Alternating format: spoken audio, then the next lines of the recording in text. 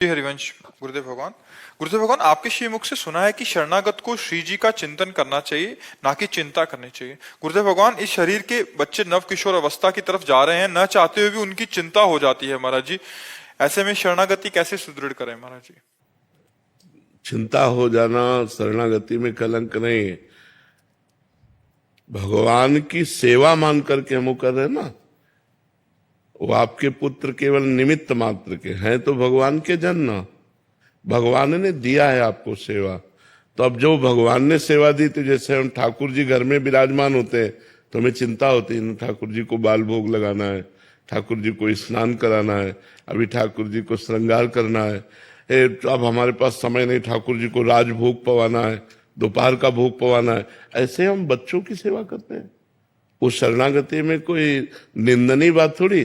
पति की सेवा करना, बच्चों की सेवा करना, परिवार की सेवा करना, राष्ट्र की सेवा करना, ये सब भगवान की भक्ति है। हम लोगों ने भगवान की भक्ति को एक छोटा सा क्षेत्र मान रखा है कि वो बस मंदिर में जो भगवान विराजमान है या घर में जो मंदिर में विराजमान है वो आरती पूजा करना, भोग लगाना, बस इतना ही केवल भक्ति है। सही माने में पूछो तो वो भक्ति का एक अंग है, जो राष्ट्र सेवा में है, जो समाज सेवा में है, जो अपने कर्तव्यों का पालन करे, वो सब भक्ति है। भक्ति अगर वो कार्य भगवान के लिए किया जाए तो हमारा अंतःकरण जो है, देखो, क्रिया और उद्देश्य बहुत सूक्ष्म है, अध्यात्म तभी समझ पाओगे।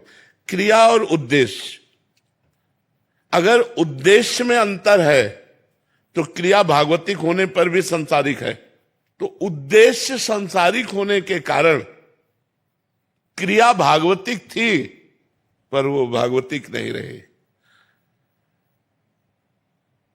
अब हम मेहनत कर रहे हैं, किसानी कर रहे हैं, व्यापार कर रहे हैं, क्रिया सांसारिक है।